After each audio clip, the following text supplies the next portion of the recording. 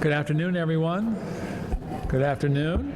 I like to say on this beautiful spring day, but my goodness, is it chilly. So thanks for coming out today. My name's Jim Harris. I'm president of Widener University. I'd like to welcome our guests who are not normally on campus with us. We're delighted to have you here and hope that you'll return again sometime in the future. Today we are hosting the Widener Lecture Series. The genesis of the series was about 8 years ago when we were preparing the strategic plan for the university. We thought at times it would be good at least once a semester to invite a scholar from outside the university to come and talk about an issue that would be of importance to the entire university community. Today's lecture coincides with the National Women's History Month, which was declared in March. It was declared Women's History Month in 1987 by Congress, and by a special presidential proclamation is issued every year which honors the extraordinary achievements of American women. So to celebrate Women's History Month, we've invited Dr. Robert Heasley to be our guest lecturer. This will make sense in a moment. So, Dr. Heasley is a professor of sociology at IUP, or Indiana University of Pennsylvania. Among his teaching interests are gender and sexuality, mental health and life issues, human service and social work interventions. His research interests include effectiveness of human service delivery systems and gender and sexuality influence on social problem creation. He is a prolific scholar and researcher and presenter nationally and internationally. He's the author of several books and book chapters, as well as numerous articles in peer-reviewed journals. He's presented papers at many international venues on these topics and has served as a trainer and does that work on an ongoing basis. He's also a good academic citizen on his campus. He currently chairs the Gay, Lesbian, Bisexual, Transgender Commission at Indiana University. He received his PhD from Cornell University in the field of human service studies. And we think this is an important aspect of his background and his credentials, that he is also the spouse of Dr. Betsy Crane, who's the director of Widener's Human Sexuality Program. Today's lecture takes a critical look at how feminist scholars introduced us to a new way of thinking about being female, and how this led to an examination of the assumptions we associate with boys and men. So please join me in welcoming Dr. Robert Heasley.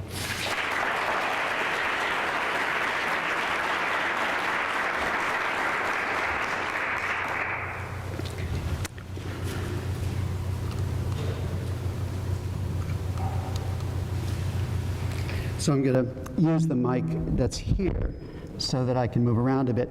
My talk today is really about a journey, but I was going to pick up about a journey about masculinity, and I was appreciative of your comment about what are we doing here, talking about masculinity during Women's History Month.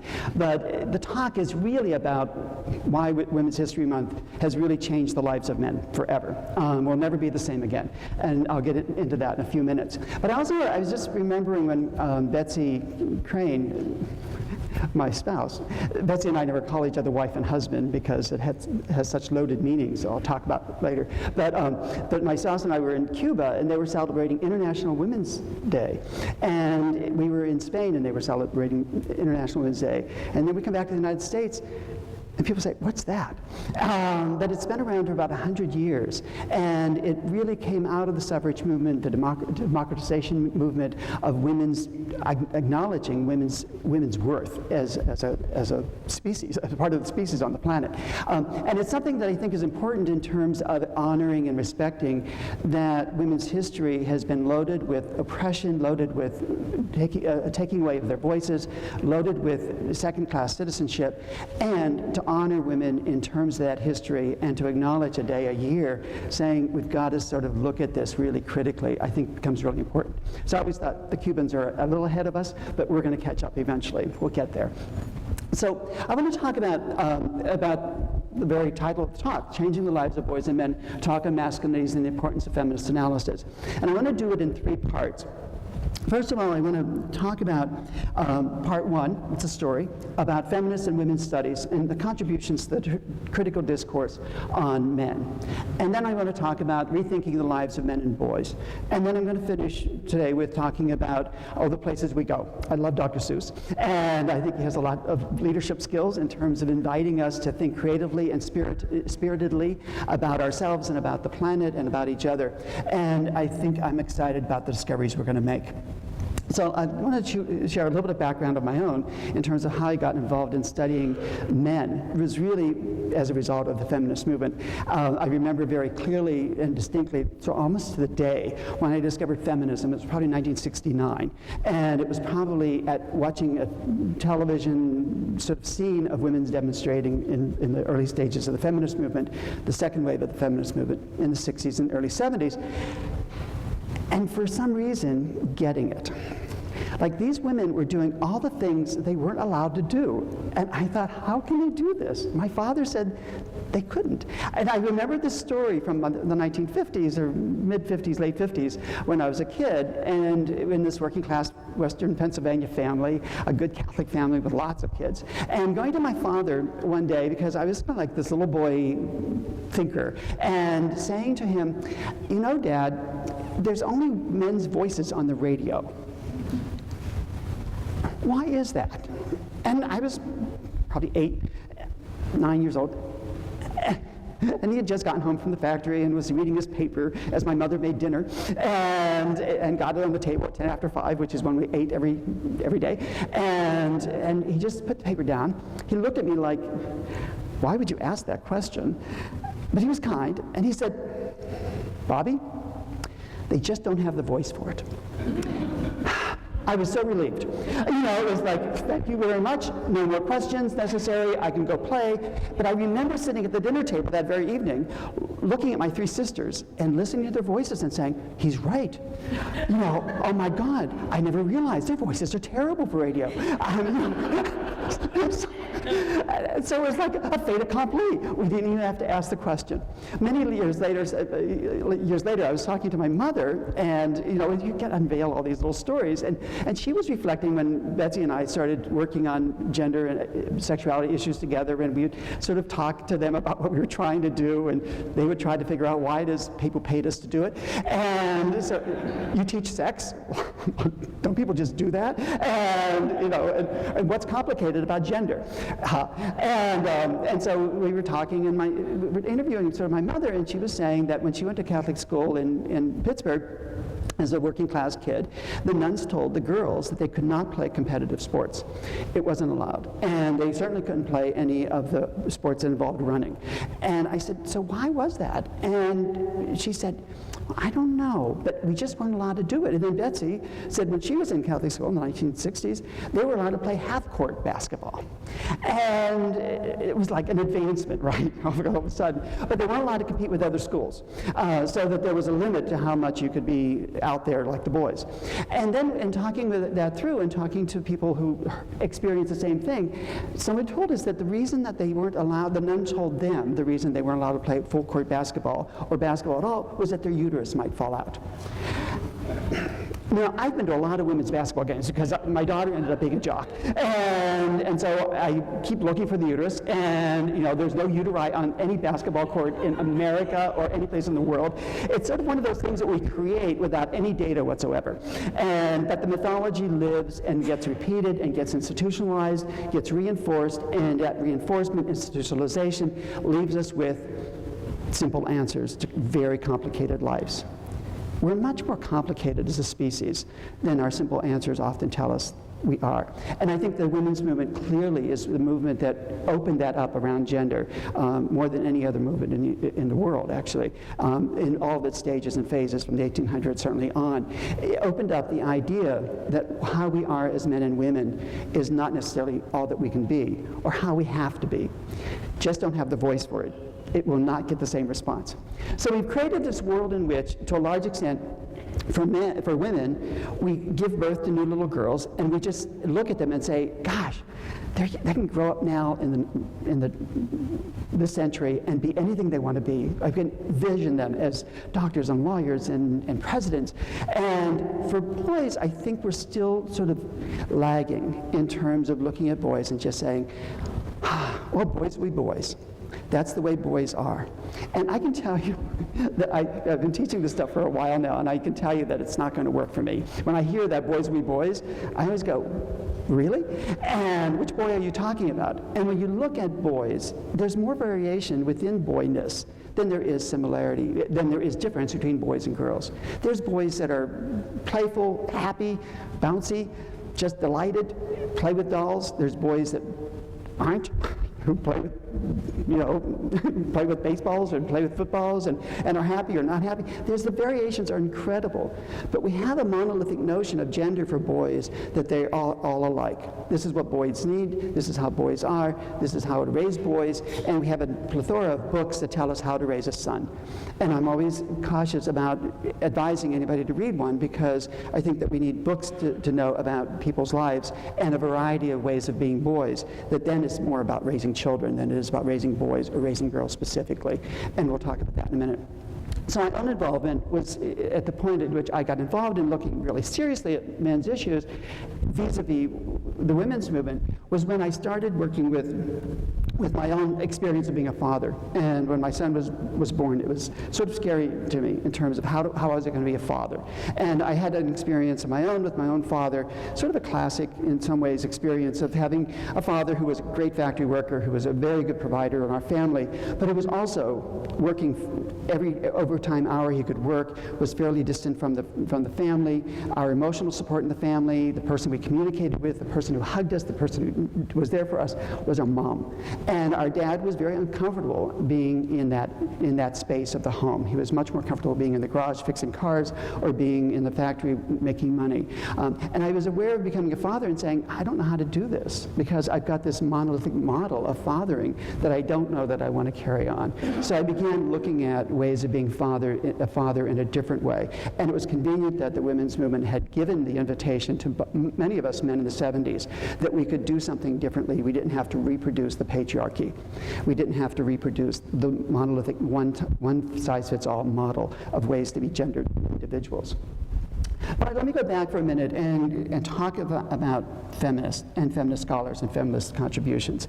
Because I think that the history of feminist theory and feminist history in terms of the development of women's studies programs has really introduced us to a whole different paradigm, way of thinking. Early works in the 1940s, 1950s, and 60s by Simone de Beauvoir and by Betty Friedan in Paris and in the United States really introduced the idea that women were systemically oppressed. It wasn't, the movement of women in the 1800s for the right to vote, the suffrage movement, really was about getting equality in terms of representation in government and getting status and legitimacy. And that was huge in terms of opening a door. And as soon as that door was open in 1920, that women got the right to vote. Can you imagine? It took 70 years to convince people that women had a brain. And I remember the arguments, reading the arguments against women having the right to vote, was that voting took thinking. And blood would rush up to their heads, and they wouldn't be able to have babies. And so there was sort of this whole analysis that we created. And if you look at the magazine articles, the New York Times was opposed to women's right to vote. Men who were involved in the suffrage movement, actually, Michael Kimmel, who's a scholar on history of feminism and men, talks about how the New York Times ridiculed any man who was involved in the suffrage movement in the 1800s. And there's a whole series of articles that they ran and editorial pieces about these are men who are being controlled by women, they're wimps, they're sissies. There was a whole series of articles in the early 1900s in Life magazine and those sort of popular home magazines about the fear that women were taking over, that they had too much control over boys, that men didn't need to take boys back. Actually, the formation of the Boy Scouts in the 1900s was a result of men fearing that women had too much authority in the home and that they were making sissies out of our sons. And the fear of that association with being feminine was so strong that we created a whole national organization of Boy Scouts. And I think the President of the United States is the official head of the Boy Scouts of America. It was that strong. It was like baseball. And in terms of its importance and its legitimization. So the women's movement, though, scared everybody because it meant, okay, we'll give them the right to vote, vote, but hopefully they'll still cook. We'll give them the right to vote, but they'll only work when we want them to, and keep the jobs that we want them to have. And certainly for some of us of a certain age, we grew up knowing that the newspapers, when I was growing up, always had the listing of men's jobs and women's jobs. And so if you were looking for employment, you looked under what's available for men. And I'd always find this little sissy boy, and I'd always like looking at these jobs for women, I'd say, oh, I'd like to do that. And, well, I can't. And so it's like, even if you're tempted, there's no permission to go there.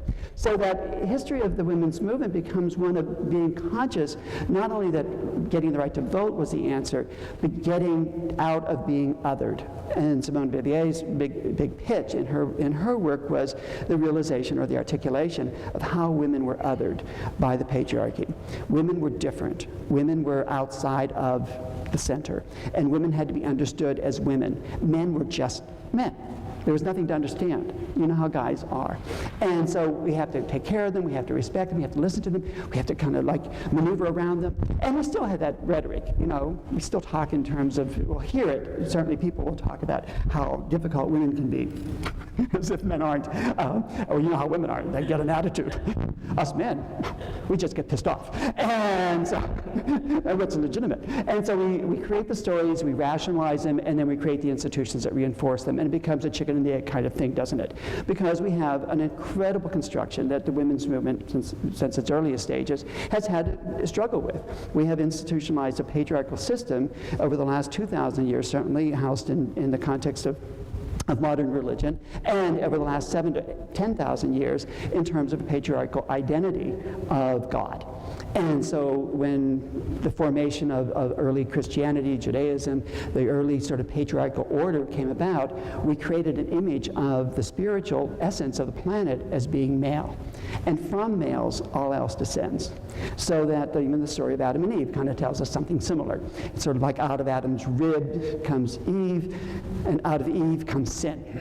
So enough for women. Don't go there. And so women become juxtaposed against a very challenging construction in terms of how do you fight against that? If you're the source of original sin, like how do you argue for yourself? You know, what's the offense? Who are you going to hire as a lawyer to prove otherwise? But we create that system and then we buy into it. Even if we challenge it, we know it's a metaphor. We know that it's a story that fit at the time, but it becomes something that the women's movement throughout time has had to struggle against and continues to. But what has happened with women is that they've been able to move the agenda. They have been able to move into a different theorizing, a different way of thinking, and increasingly make the point that what we learned about men, what we learned about women, wasn't all there was to know. Certainly in looking at prehistory stuff, Maria Gimbutas, Brianne Eisler's work in relooking at archaeology, before the patriarchal formation, we see that women had a place. There were goddess images, goddess sort of honorings, there were religions that were goddess-based, that were both male and female-based, etc. That was really powerful. Even some of the work, and I don't know if people are sort of, how many of you study anthropology, but even some of the work with, I'm trying to think of her name now. Oh, Peggy Sande, who did some work on looking at rape cultures. And what we know about rape cultures is that the cultures that are more prone to rape are the cultures that are more prone to patriarchal construction. So that in those cultures that have a male god, who have an adherence to a male authority, women are at risk. For those cultures, which are dwindling now, but those cultures historically as well as currently, that have both an honoring of the feminine and the masculine, tend to be low rate in terms of rape and sexual assault against women. Where women are honored as part of the deity, where women are honored as part of the image of power, they don't need to be protected by men because they already have power. And they can't be then they don't become as vulnerable to men's authority because they become more empowered themselves. And so it's an interesting piece of, again, re-looking at, wow, it's not just about the right to vote, it's not about equal pay, it's about a whole reconceptualization of the feminine and of women's bodies, women's lives. And it's an acknowledgement, as we know, from the uterus story, about women's biology. their uterus doesn't fall out on the basketball court. They can open doors for themselves. They can show up and change a tire if they need to change a tire, or call somebody to change it if they want to. They don't need men in order to survive, except in a society where society prevents them from surviving without men. And so what we have been doing in the last 200 years, the last 150 or so years, is really getting rid of needing men in order for women to be women. And that changes everything, doesn't it? Like, oh my gosh, I'm not needed. What the hell? What am I going to do with myself? And so I had to find a new way to be needed. And I really argue, and this is what got me into studying men, was that I needed to find out a new way to invent my own masculinity, my own maleness, to legitimize parts of me that was looking at the women's job saying, maybe I can go over there now. Maybe I can do something different than work in a factory the way my father wanted me to, the way my father wanted me to fix cars, which I never could do. And I always thought I was like the bad kid in this 8-kid family because I was the only boy that didn't know how to fix cars or hunt. And then I found out that you could still be a boy and not fix cars and not hunt and still have a good life. So, and have good sex, which is ultimately what we want. So I'll get to that in a minute. I'm not too detailed, but there is a connection. So we have to think about that reconstruction. And so hats off to the women's movement, and hats off to feminists for telling us what we could be, that we could be something other than what we inherited. So we're rethinking the lives of boys and men. And there's a sort of adage that I think is useful, and it's sort of my daily mantra, that we are born male, but we're made into men. Biologically, it's a given that there's different hormonal makeups. There's certainly testosterone differences in terms of male bodies, female bodies. There's certainly estrogen differences. We all have testosterone, males and females. We all have estrogen. We all have different levels of estrogen, different levels of testosterone, so all males do not equally share testosterone levels. And so there's a lot of variations in our body sizes, our body shapes, how we use testosterone, what its impact, how our genetics are made up, and the biggest influence in how we are as males, as we know from more and more studies that are being done, is our socialization. What happens to us along the way? And so we look at issues of, male violence. Who are men who are violent? They're men who oftentimes experience violence in their childhood. They're men who aren't violent. They're usually, who are the sweet guys that are just really gentle souls? They tend to be guys who were raised by gentle-souled fathers and gentle-souled mothers. And so there's this sort of movement of saying, there is a reason for people turning out, and it's not because they're males. I'm always impressed with the fact that the United States has more incarcerated people than anybody in the planet, and per capita, but also that incarceration involves about 90% males. So if you had, like if we were rational as a species, we would say, 90% of our prison population is males. Only 10% of our female population is, prison population is female. So maybe we should be raising males more like females. Maybe they're doing something right over here and wrong over here. But we don't do that. We say, guys, you have to, they're in prison. It's poverty, it's all these other things, it's politics, and there's all of that, it's involved in it.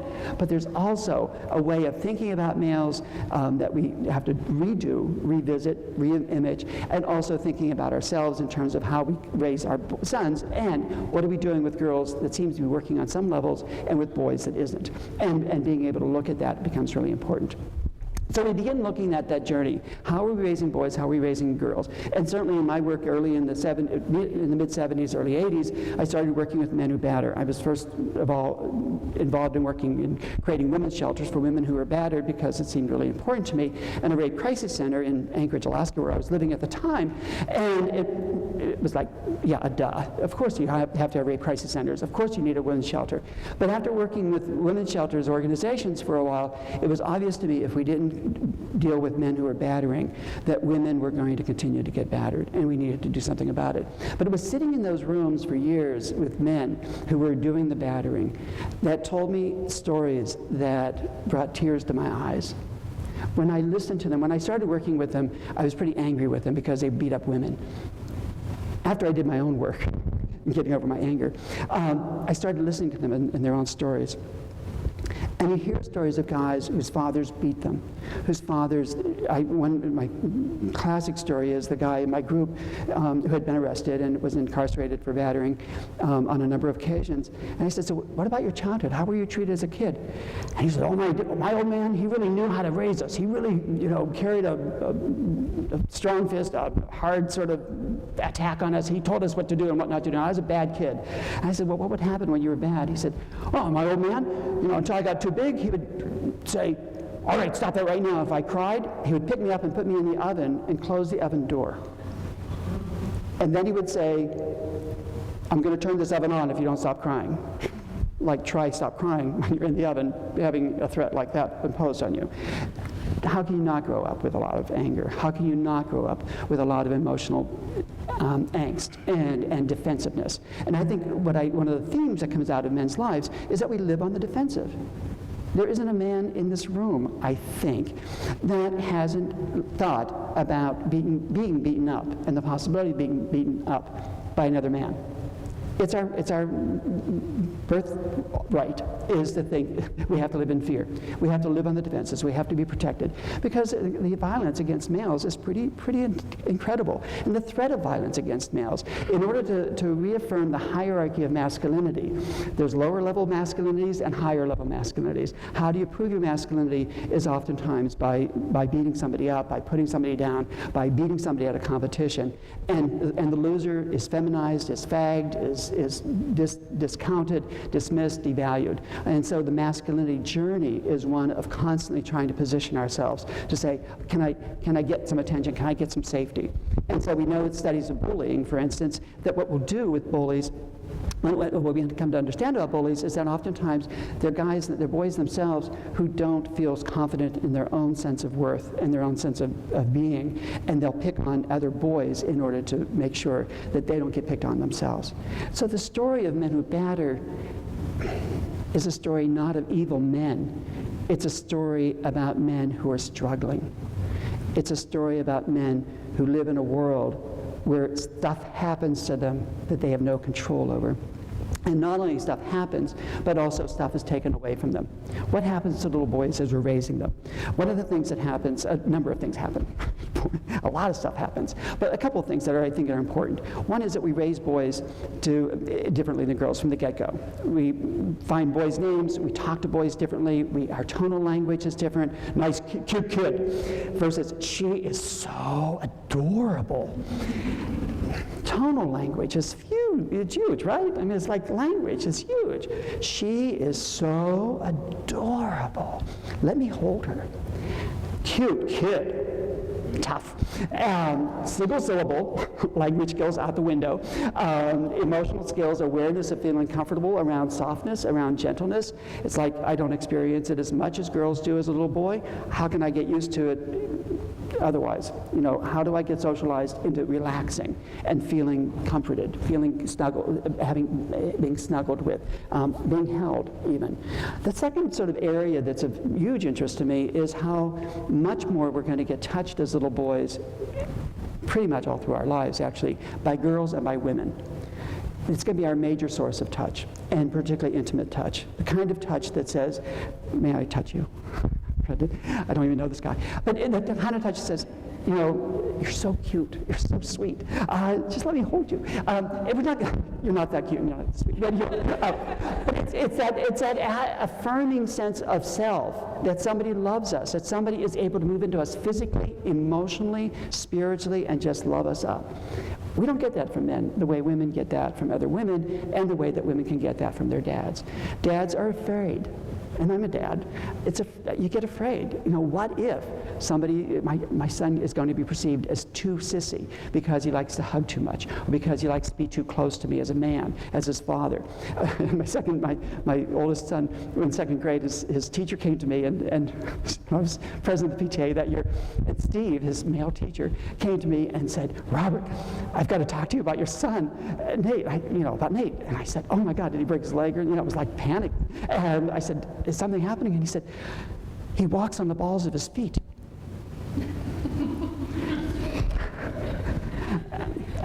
yeah. I said, why? What does that mean? And he said, and you know why? And he was a happy camper. He just walked like this all the time. He was like, hi. He was a happy kid. And Steve, I said, so? He said, he's got to get rid of that. By third grade, he's going to be beaten up. And we've got to get him to walk on the heels of his feet and stop smiling all the time, so people take him seriously. So I said, Steve, I think that's a good idea. And yes, we'll work on that immediately. But what are we doing with little boys is training them not to get beat up. Steve had good intentions, but at the same time, we're reinforcing a type of masculinity that gets reproduced that beats up boys. And so it's that kind of juxtaposition that we get trapped in as parents, as teachers, as people that mean really well, but we end up reproducing a certain type of patriarchy that doesn't serve us. So boys don't get father's love in the same way that they get mother's love. They don't feel as comfortable oftentimes as being intimate with another male, sharing their stories, breaking down in tears, opening up their feelings. And if they're the most likely source for men, studies have shown, if you ask young men or older men, who do they share their deepest confidences with? Who are they most likely to turn to in the state of crisis? It's more often their female partner or their mother, or if they're gay, their boyfriend, but they're not going to turn necessarily to the men in their lives for emotional support. So the third piece then becomes emotional intelligence. The work by Kindle and Thompson on their book, Raising Cain, which I think is pretty brilliant, looks at what happens to boys in their journey. And what we do is don't give them the emotional equipment they need in order to really face life's needs. So we have high rates of suicide among males, higher than among females, at two different stages of life, actually, teenage boys and also men at the time in their 60s, sort of the time we retire. And we find out we don't have our identity any longer in terms of our workplace. We get isolated, we don't have friends.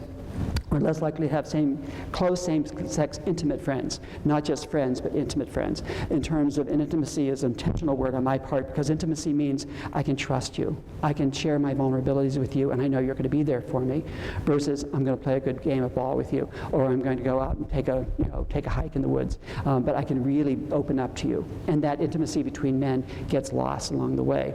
And so we think about what we do in constructing emotionality and emotional openness is that we withhold those opportunities because men, as fathers, as adult males, have a hard time sharing it with our sons, or even our sons to see it between us in our own friendships.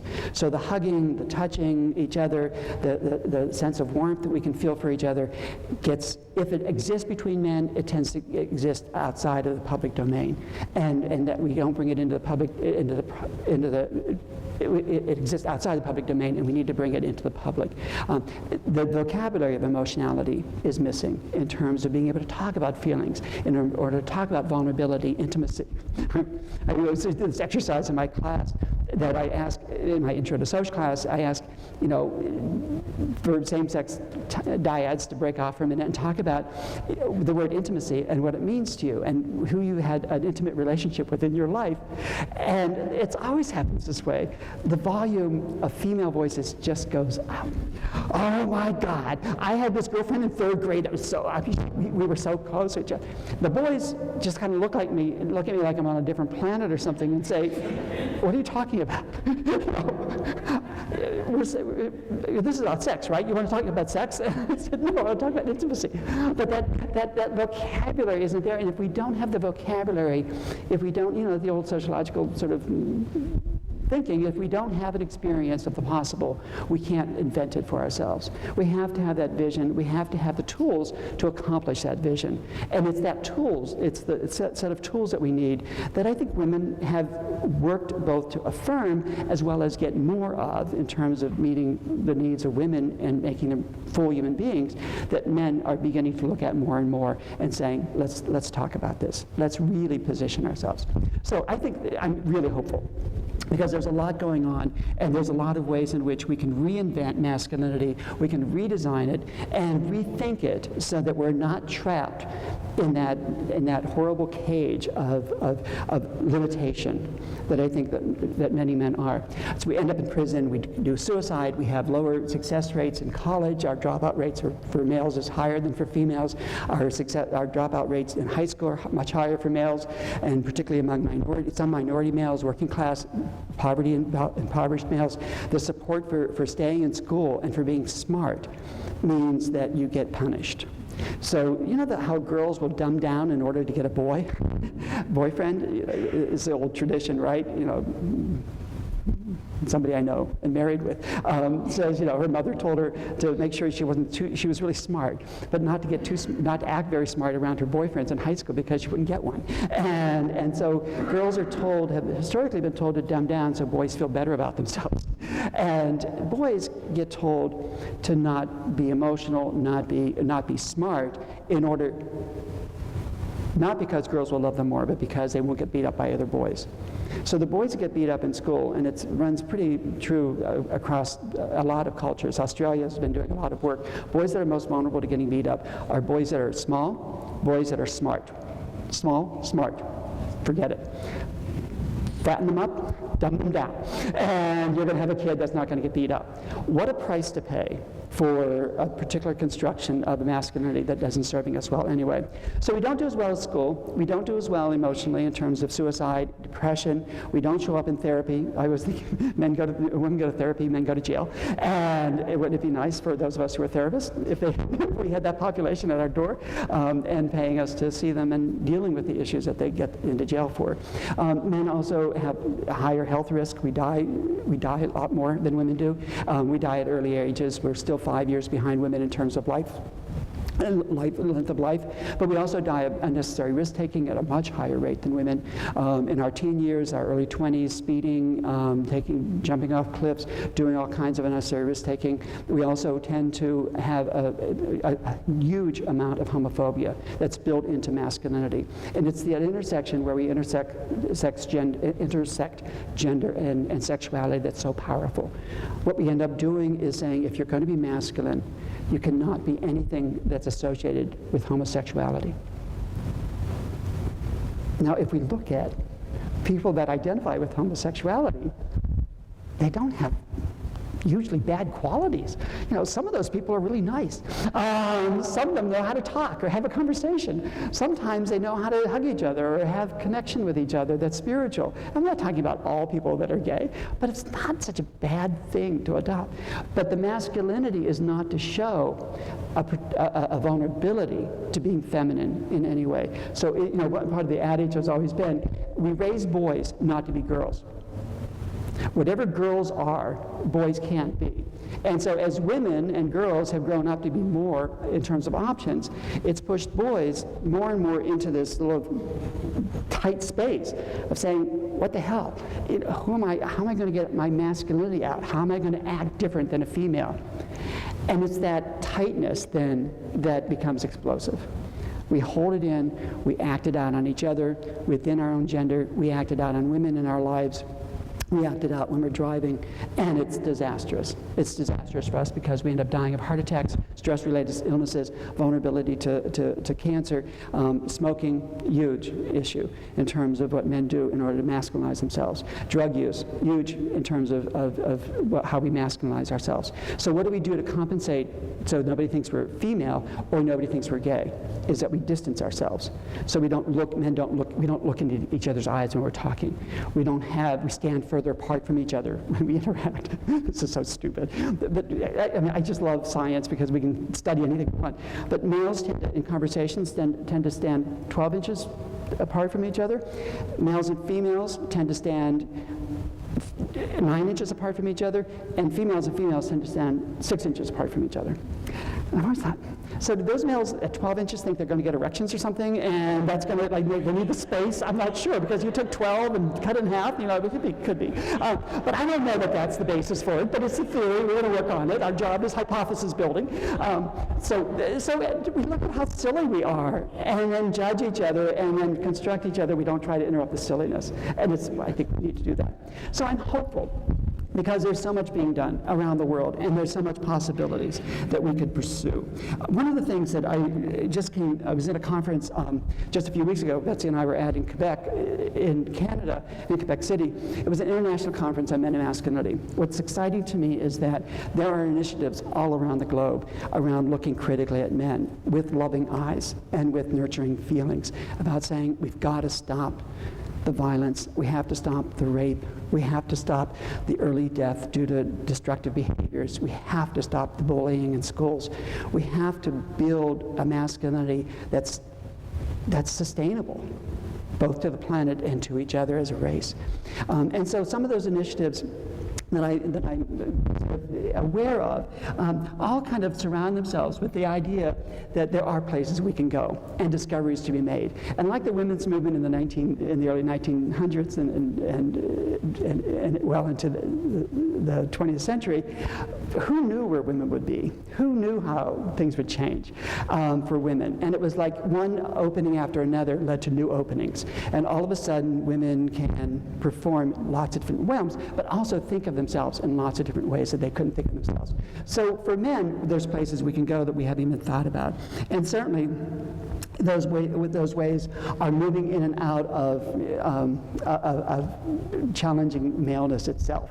So I just love some of those pictures of females can become male.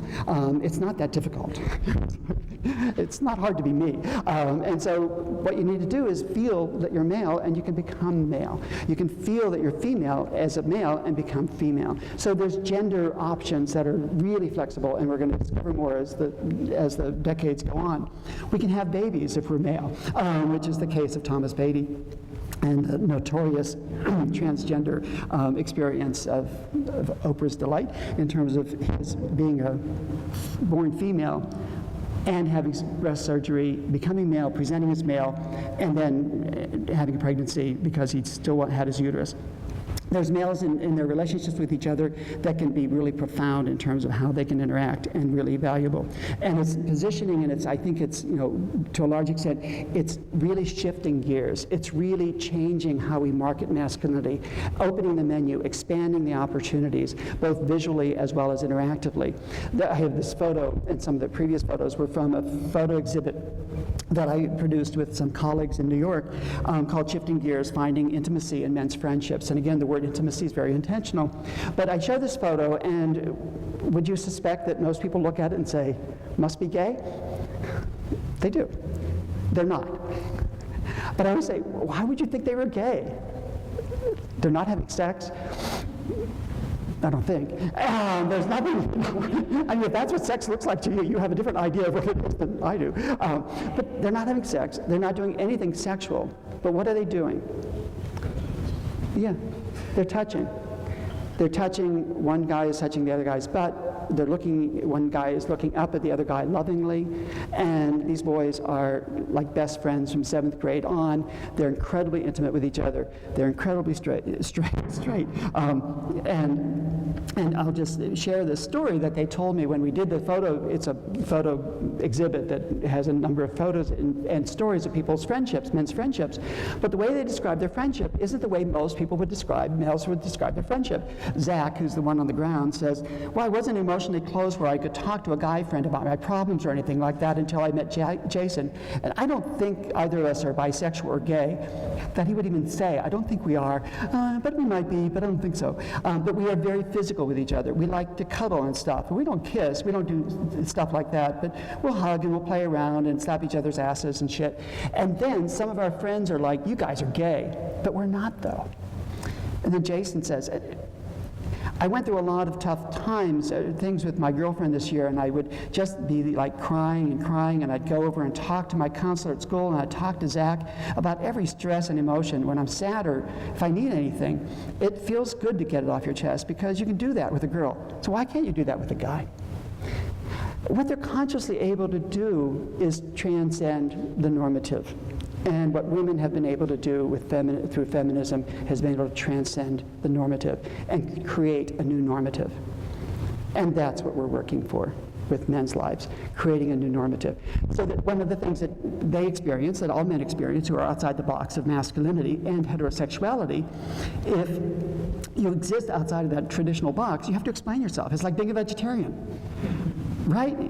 People always think I'm gay, and I can't imagine why. And so it's, and I say, why do you think I'm gay? And they say, well, because you move your hands when you talk. You have a high voice. You walk around a lot. You smile. And it's true. There was a study at University of Michigan that found that men smile 25% as often as women smile, so that we are more serious, and we're taken more seriously. And so it's exhausting not to smile. And women over smile, probably. So it's a challenge for both genders. But it's how we position ourselves. And then we have to explain ourselves. Why aren't you homophobic? Why do you hang out with other guys who are gay? Why do you? And that becomes the mantra of defensiveness. You have to explain yourself just because you're healthy. And it's an unfair imposition. But if we have a world that visioned masculinity to incorporate a range of ways of being, then the explanations wouldn't have to be there. I'm impressed with a number of global initiatives that are going on. I just want to mention it before I stop the talk. But one, and this is from the conference I was just at in Quebec, but in Canada, there's a National Men's Health Relationships Initiative that's doing incredible work in looking at men's health, but also men's fathering, men's roles, men's relationships. And they're trying to say it's not just about preventing HIV, or it's not just preventing violence against women, it's about reconceptualizing masculinity. And so they've got a huge marketing campaign. I'll share you from in a second. And then in Africa, there's a movement, it's Men Engaged, it's called, that is trying to redefine gender and gender equality and getting men together again with the same sort of goal that they have in Canada. And it's also a project that's very active in Mexico as well as in Brazil. And then in India, there's a program called Rediscovering Ourselves, Reinventing Masculinity for a new age. And I'm encouraged by that movement. I'm encouraged by the movement in our own country around those of us who are teaching men and masculinities courses. I am president of the American Men's Studies Association, which has about 150 members. That means about 150 college campuses are teaching courses on men and masculinity in the United States, and for the most part joining women's studies and gender studies curriculums as I have, and creating a new image of masculinity that's challenging us to rethink who we are. And in the end, we die anyway. So I always look at these two guys. They've been friends for 45 years. They were both professors at Ithaca College where I used to teach. They just love each other. And they both had kids around the same age, so they were friends sort of throughout their adulthood. And their partners and them are all friends. And they just delight in each other's existence. And I couldn't not include them in this exhibit. But it's just like, oh, you're old now. How do you want to die? And what do you want to have as your memories? Is it a memory of being on the defensive for most of our lives, or is it a memory of being a beloved to others, to being able to connect intimately with the world? And that's what we can offer our children and ourselves. So this is the information on my commercial, American Men's Studies Association. Look it up on the web. So I want to stop there and just ask you to take a few minutes. My favorite thing to do is ask you to just share a thought with the person next to you. And then if you have questions or thoughts you want to share, we'll do that. But just take a minute to just, anything I said made sense to you? First thought. Then we'll have a few minutes for questions.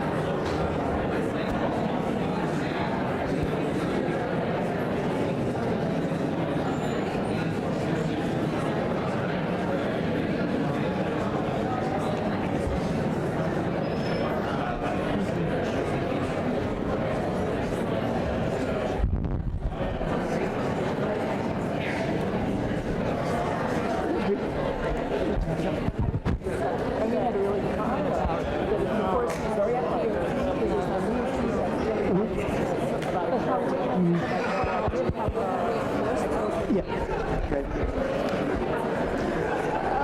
Okay, just for the sake of time, are there any thoughts, anything that people would like to share, questions? We just have a few more minutes.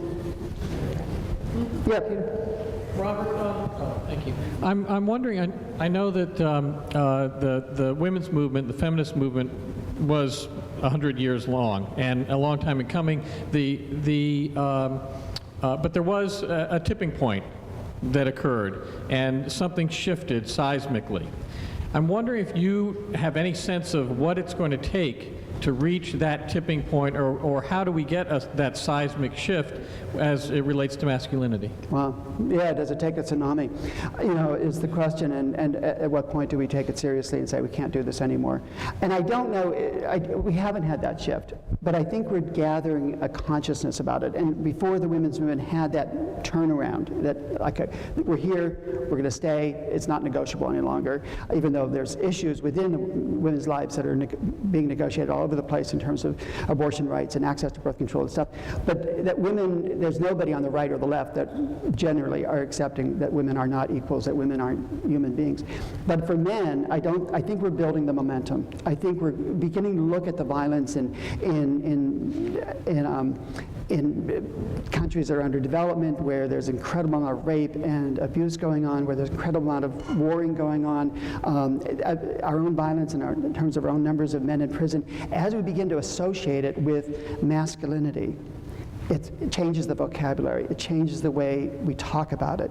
And I think that's what the women's movement did. It was like, oh, we're introducing a language. Then we look at the data and we say, oh, we've got a different analysis because we have a different paradigm that we're using.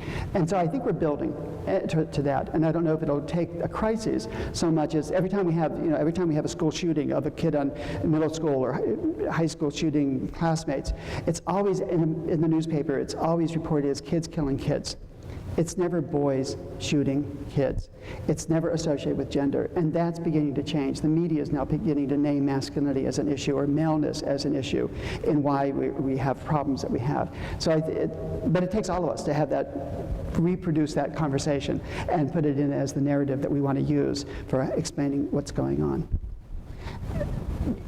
You had a question, you had a thought, or you had a thought that you shared with me privately. Can I share that? Yeah, we were just having a little conversation, and one of the things Irene was saying was, I'm going to say that you said this, I don't know if you did, but anyway, that there's an issue about how do women participate in that. And I think that that's an important piece, because women participate in keeping men from changing. It happens for all kinds of, quote, good reasons, theoretically, but having bad outcomes. That women get scared when their men don't act like men, because they have to explain that man to their parents, to other people.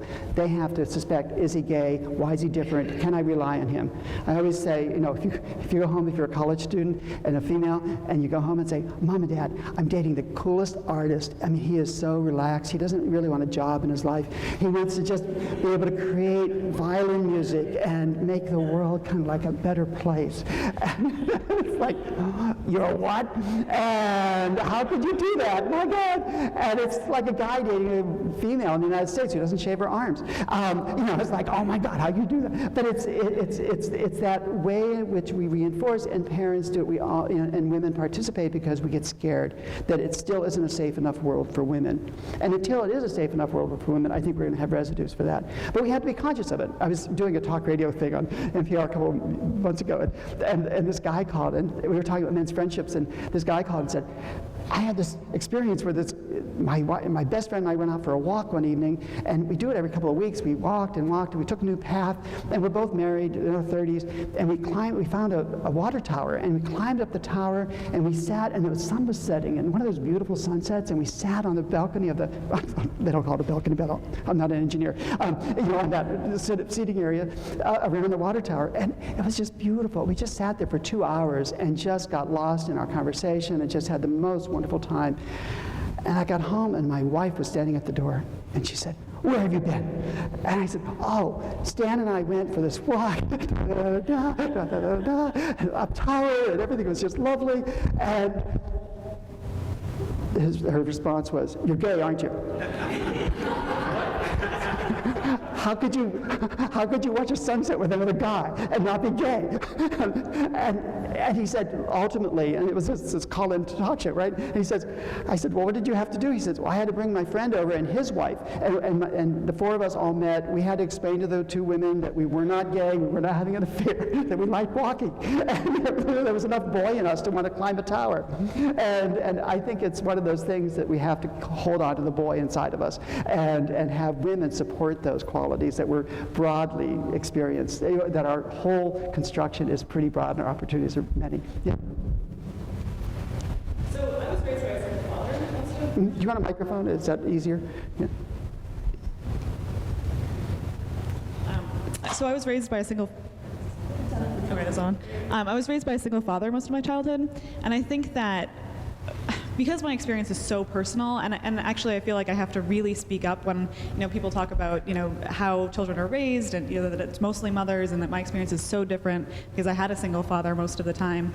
I feel like the personal is political. The very personal reasons and my experience has driven me into a political life that I probably would have never ventured towards otherwise. And so I do think that these very personal experiences that we have really do kind of create waves and waves of change beyond that, because I'm very involved in gender and sexuality, and I don't think that I would be if I didn't have that specific experience of being raised by a single father. Of experiencing a father differently than the world kind of articulates how men are. And actually the data shows men who are single dads tend to be more nurturing, tend to spend more time, remember birthdays. We shift depending on the context. And we know that. We're all the above. But we only get to perform part of the above for all kinds of things. Yeah. Thanks for sharing that. I was the single dad. Not her dad. And it feels to me like my young'uns benefited from, or actually they sort of pulled me into roles that guys don't do. Yeah. Out of to get the job done.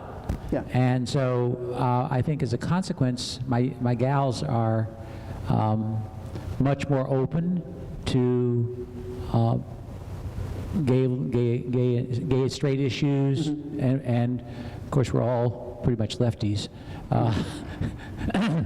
Which means you're femme, right? Yeah, which means we're femme, yeah. Anyway.